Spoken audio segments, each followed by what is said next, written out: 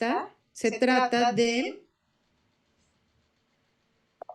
una infección que también es frecuente en la infancia. Muy importante, esta se va a definir como una invasión de un patógeno en cualquier parte del tracto urinario, llámese uretero, vejiga, riñón, uretra, etcétera. Doctora, ¿Sí? disculpe, ¿no quedó pendiente el tema de fiebre tifoidea? No sé, no recuerdo ahorita, pero si no ahorita también se los doy. ¿Lo dejamos atrasado? ¿Sí? Yo que recuerde sí, y después seguía el de vacunas, que fue el mapa que entregamos. Ay, a ver, entonces permítanme, a lo mejor y me confundí aquí, porque tengo aquí infecciones de vías urinarias y enfermedades del sistema nervioso central. A ver, recuérdenme cuáles ya vimos, porque como tengo tres grupos, en realidad según yo voy en orden, pero puede ser que no. Es que Permítanme. creo que se confundió de Classroom, doctora. 17, 11. Ay, espérenme. Cierto, cierto. Es que tenía uno de los previos. Ajá. Entonces, disculpen, ahorita lo voy a iniciar. Vamos a empezar entonces con lo que es fiebre tifoidea y vacunación, ¿no? Sí. Perfecto. Perdónenme. Es que sí, me metí a un grupo pasado y no lo he archivado. Lo voy a archivar de una vez.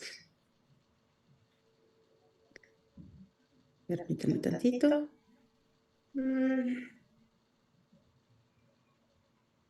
Bueno, entonces vamos a ver fiebre tifoidea.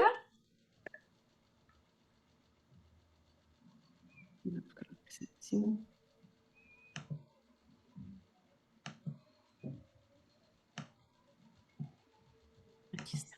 Listo.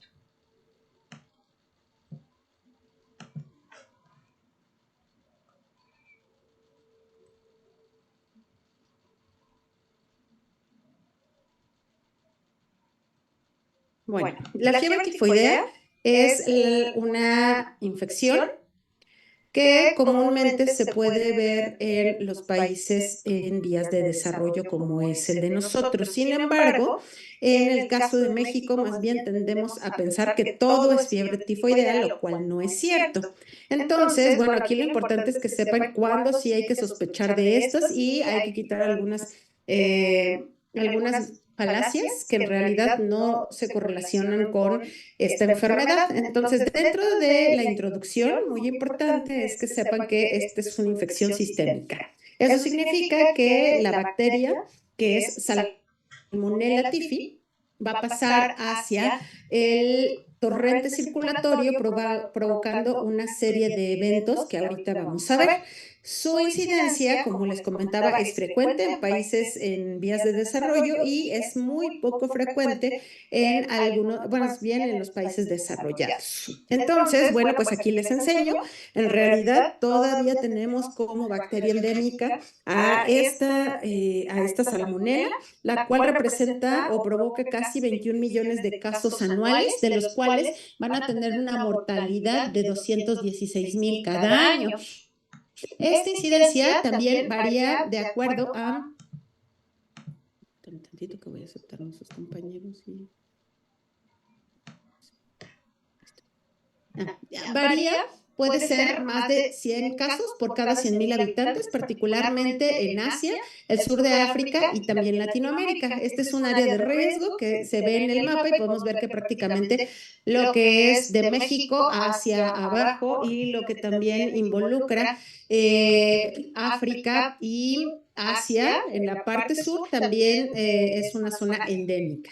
Entonces, bueno, pues dentro de la epidemiología es más común en las zonas urbanas que de forma rural y esto tiene que ver mucho porque comemos frecuentemente fuera de casa. Hasta el 10% de las personas se pueden recuperar de forma espontánea. Entonces, Muchos de estos que se recuperan de forma espontánea pueden ser incluso portadores y pueden estar excretando a esta bacteria a través de las heces por al menos 3 meses. ¿Quiénes son los que tienen más riesgo de ser portadores? Las mujeres, aquellas que tienen algún problema a nivel de la vesícula biliar, como esquistosomiasis, colelitiasis o algunos carcinomas, y mujeres más de 50 años. Vamos a ver ahorita cuál es la importancia. Y bueno, el humano es el único huésped y también es el único reservorio natural. Entonces, bueno, pues aquí no hay animales que puedan transmitirla. A veces puede encontrarse en el agua, por ejemplo, en las ostras o en los huevos contaminados, pero es el agua que se encuentra ahí. Entonces se contaminan. En realidad, lo que sí es que gracias a que tienen una cápsula pueden estar en aguas estancadas de mares o ríos. Y es muy importante este reservorio porque también se puede transmitir a través de todo lo que se lave con este tipo de agua. Entonces, bueno, pues la principal transmisión es por la ingestión de los alimentos o agua contaminada y de forma rara se ha visto por otros medios. Los factores de riesgo, sabemos nuestra triada típica de la historia natural de la enfermedad, donde vemos el triángulo de agente, huésped y medio ambiente. Y aquí, bueno, en el caso del huésped se ha detectado que no todos tenemos la misma predisposición a la infección. Eh, Esto tiene que ver porque hay factores HLA que pueden ser protectores y otros que se tiene riesgo. Muy probablemente cuando nosotros sepamos nuestro mapa genómico, vamos a saber a qué estamos predispuestos, así como saben algunas enfermedades crónicas, algunas neoplasias, pues también para las enfermedades infecciosas ocurre lo mismo. En el caso del medio ambiente, pues un medio con condiciones socioeconómicas mínimas pueden favorecer esta infección. Aquellos que no ingieren agua potable, aquellos que tienen ingesta de helados con hielo y que no sabemos de dónde es esa procedencia del hielo, comida fuera de casa, que es muy común entre nosotros, consumo de frutas, verduras crudas y obviamente que no están bien lavadas, los hábitos higiénicos deficientes porque favorecen la transmisión fecal oral en cualquier enfermedad y el antecedente de infección de Helicobacter pylori. Y esto prácticamente es para cualquier infección gastrointestinal, porque recuerden que el Helicobacter pylori provoca disminución en la producción del cloro a nivel del estómago, que también es una barrera para evitar infecciones gastrointestinales. Entonces, dentro del patógeno, muy importante, la salmonela es un bacilo gram negativo, lo cual tiene una gran capacidad de provocar sepsis. Tiene una cápsula y la cápsula, imagínense que es como si fuera un escudo de una persona y entonces con eso evita que el sistema inmunológico lo detecte, porque tienen una disminución en su exposición antigénica.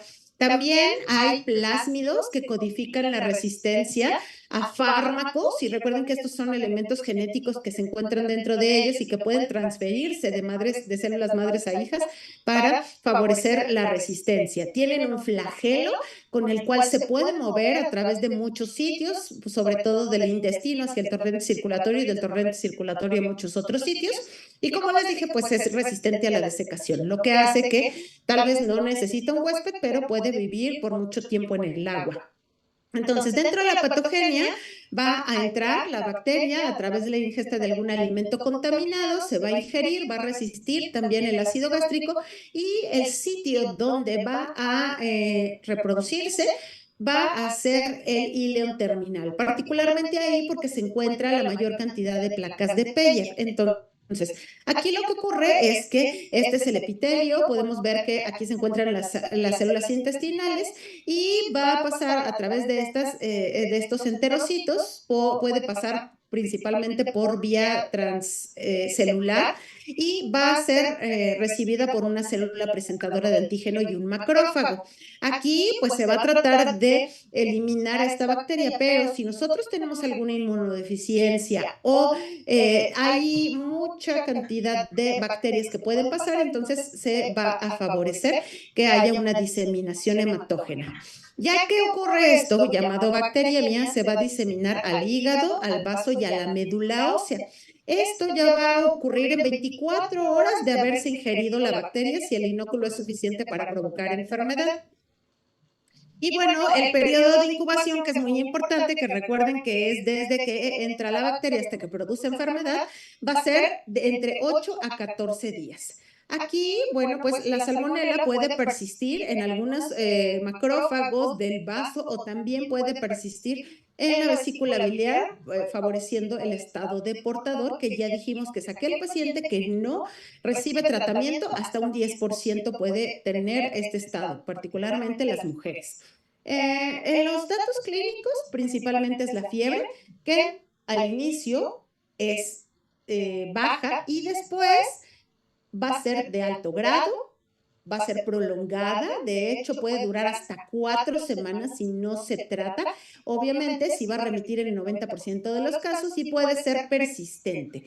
Generalmente se acompaña de dolor retroocular y también, bueno, pues se puede acompañar de algo que se llama bradicardia relativa. Como ustedes saben, cuando hay fiebre, incrementa el gasto cardíaco y por tanto hay una mayor frecuencia cardíaca. Aquí se le llama bradicardia relativa porque los números de latidos no corresponden al grado de temperatura.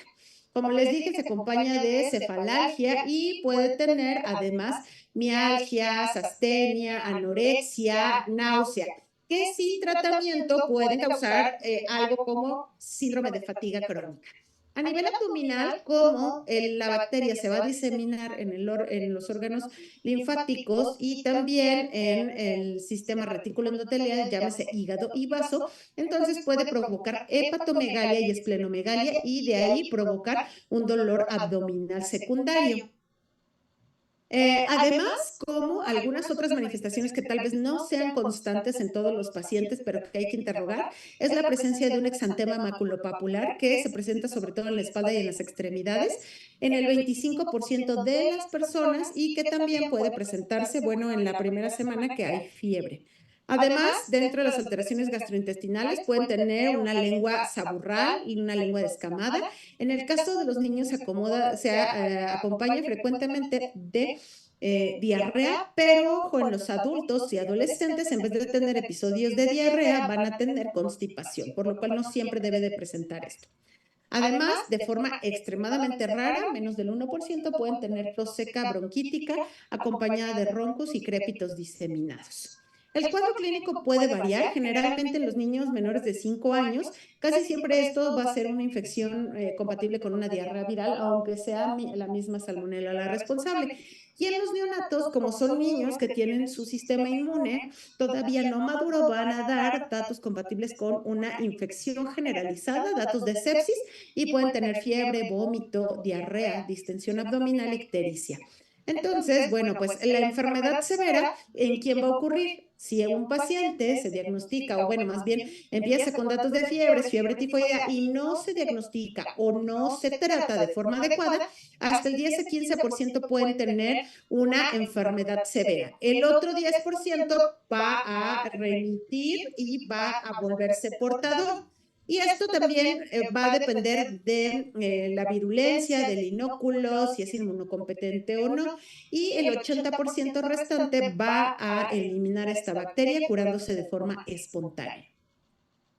Dentro de los estudios, bueno, pues aquí es donde hay más conflicto con las personas que aún no han podido leer de forma explícita esto y el gold standard diagnóstico va a ser el aislamiento. Recuerden que si se encuentra en sangre o también se puede ir hacia médula ósea, que es una de las partes importantes del sistema retículo endotelial, entonces ahí es donde se va a encontrar. En la sangre generalmente se va a encontrar en las primeras horas y en la primera semana. Después de esto, la cantidad de inóculo, por lo que ya vimos que en realidad se resuelve de forma espontánea, bueno, pues el último sitio donde va a quedar todavía la positividad para esta bacteria va a ser en la médula ósea, por lo cual este es el método de elección cuando llega, por ejemplo, un paciente con fiebre de origen desconocido y que pensamos que podría tener fiebre tifoidea. Si ustedes ven aquí, no aparecen las famosas reacciones febriles. Las reacciones febriles no sirven para esto, ya que esto solamente me detecta anticuerpos. Y como yo ya les había comentado, pues en realidad la mayoría vamos a tener anticuerpos contra esta bacteria debido a los hábitos frecuentes que tenemos. Entonces, bueno, pues no se debe de realizar pruebas febriles a menos que el paciente ya haya tenido más de 3 semanas y que aún así sea títulos muy elevados, por lo cual no es la forma rutinaria de hacer el diagnóstico. En las heces no me va a hacer el diagnóstico. ¿Por qué? Porque recuerden que no significativamente pasa hacia el torrente circulatorio, pero sí me va a hacer el diagnóstico de portador, que eso es lo importante. Y vamos a ver para quién es importante que detectemos portadores. También se puede hacer de otros sitios como el fluido duodenal, la piel o el líquido cefalorraquídeo, porque a veces se puede complicar con algo más. Entonces, aquí pueden ver que son los famosos el test de Vidal o las reacciones febriles que me pueden detectar de forma variable con una sensibilidad específica también diferente. Y bueno, pues aquí no es lo ideal porque, bueno, podemos detectar anticuerpos que ya estaban circulando desde antes. El tratamiento va a tener como el objetivo de prevenir las complicaciones, que vamos a ver ahorita cuáles son, la muerte, evidentemente, que ya vimos que sí se presenta, y evitar que el paciente presente recaídas, sobre todo si está colonizado y puede estar colonizado por 3 meses, se puede autoinocular y provocar nuevamente enfermedad. Afortunadamente, más del 90% solo va a requerir de un tratamiento ambulatorio. El tratamiento para los adultos van a ser las quinolonas. El mejor medicamento para la salmonela van a ser las quinolonas. Sin embargo, en el caso de los niños, no pueden ser usadas en menores de 8 años. Entonces, toda persona mayor de 8 años, lo ideal es que use quinolonas como la ciprofloxacina. Esta tiene una cura clínica de un 98%, se erradica la fiebre en 4 días y solamente tiene riesgo de recaída en un 2%. En el caso de los niños menores, entonces lo que damos es acitromicina o alguna cefalosporina de tercera generación, dependiendo si es inyectable o no. También hay cefalosporinas de tercera generación no inyectables como la cefixima. Y si el paciente no tiene criterios de hospitalización, se puede ir con tratamiento ambulatorio. El tratamiento tiene que ser de sostén, hidratándolo, sobre todo por la presencia de fiebre y que pueden tener diarrea, más los niños, que se les dé una adecuada nutrición y los antipiréticos, además, obviamente, del medicamento. En el caso del tratamiento de portadores, ¿a quién se le hace búsqueda de portadores? Bueno, los pacientes, o más bien aquellas personas que trabajen sobre todo en la preparación de alimentos, aquellos que trabajan como cocineros, como chefs, aquellos que van a despachar alimentos. En teoría, obviamente, esto se hace pues en algunos locales donde ya está esto estandarizado y obviamente no ocurre en pues los sitios específicos como las pequeñas fonditas y esto, pues no se hace ese rastreo, pero en teoría debería hacerse a todo aquel que prepare alimentos. Se le tiene que tomar un coprocultivo para ver que no sea portador de salmonela, porque si no, mediante el contacto fecal oral pueden hacer la transmisión y provocar incluso brotes. Entonces, aquellas personas que preparan alimentos se tienen que tomar un coprocultivo. Y si sale salmonela, aunque no tenga enfermedad, se considera portador y a eso se les va a dar 750 miligramos de ciprofloxacino cada 12 horas por un periodo de 28 días. Aún así, el 80% se van a curar y el 20% pueden recaer o pueden continuar como portadores. Importante es que en este periodo, que pueden ver que prácticamente es un mes, se tiene que excluir a la persona para que prepare alimentos. Y después de los 28 días hay que tomar nuevamente un coprocultivo para ver si se persiste o no. ¿Cuáles son las complicaciones? Bueno, la más frecuente es la recaída. Es aquella persona que no recibió tratamiento, y esto estamos hablando de un 10% más o menos, o de aquellas personas que no tuvieron una cura clínica, que va desde el 2 al 4% dependiendo del antibiótico. Aquí, bueno, pues pueden tener datos compatibles otra vez con una fiebre tifoidea. En el caso de Otras complicaciones, el sangrado gastrointestinal, y esto es porque donde se alojan en las placas de Peyer pueden provocar erosión y provocar disentería, que esto va en un 10 a 20%. De estas personas que pueden tener esta erosión en las placas de Peyer, incluso puede irse más allá de la capa mucosa muscular y presentar una perforación intestinal. Estos pacientes, como afecta el ilion terminal, que es la unión donde se encuentra ese y el colon, que es el ilion y el colon, puede similar un caso de apendicitis. Llegan con un cuadro de abdomen agudo porque están perforados, entran y como les duele la fosa ilíaca derecha, se piensa que es una apendicitis. Y al momento de abrir y hacer la laparotomía exploradora o la endoscopía, se visualizan que la perforación se encuentra en el ilion y no en el apéndice. Entonces, bueno, pues aquí también ese es el diagnóstico diferencial principal. Encefalopatía típica, hasta el 3 al 10% de las personas, sobre todo en el caso de los lactantes, en el caso de las personas que tienen VIH o una inmunodeficiencia selectiva, pueden tener afección de esta bacteria en el encéfalo y provocar confusión intermitente, insomnio, mareo con una alta mortalidad.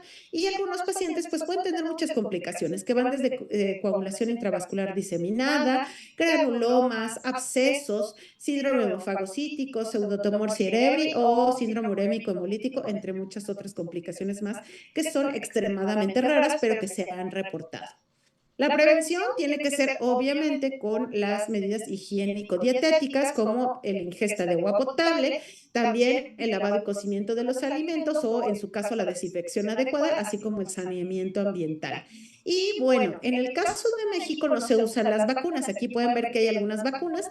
En el caso de México no se utilizan porque somos zona endémica, pero todos los viajeros, llámese las personas que vienen de Estados Unidos hacia acá o personas que vienen de Europa hacia acá, existen vacunas.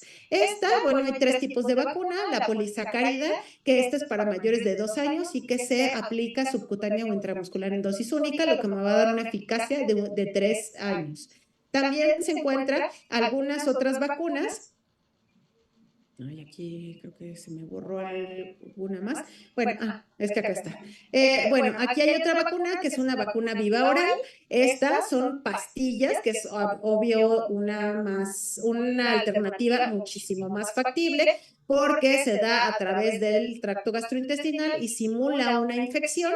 Nada más que aquí, bueno, pues no se puede dar en menores de 6 años y bueno, pues se va a dar 3 dosis con espacio de 2 días. También su revacunación tiene que ser cada 3 años. Lo mismo, esta que es la mejor vacuna, sobre todo para los niños, es una vacuna conjugada que tiene un 91% de protección y que va a ser intramuscular. Está conjugada con toxoide tetánico y bueno, la eficacia va a ser también 2 a 3 años. Es importante que sepan que en el caso de estas personas, bueno, pues todas las vacunas en realidad van a hacer su eficacia más o menos entre la segunda y tercera semana. Entonces, no sé si tengan alguna duda sobre fiebre tifoidea.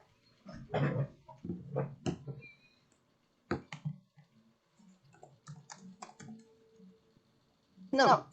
No, doctora. Muy bien, bueno.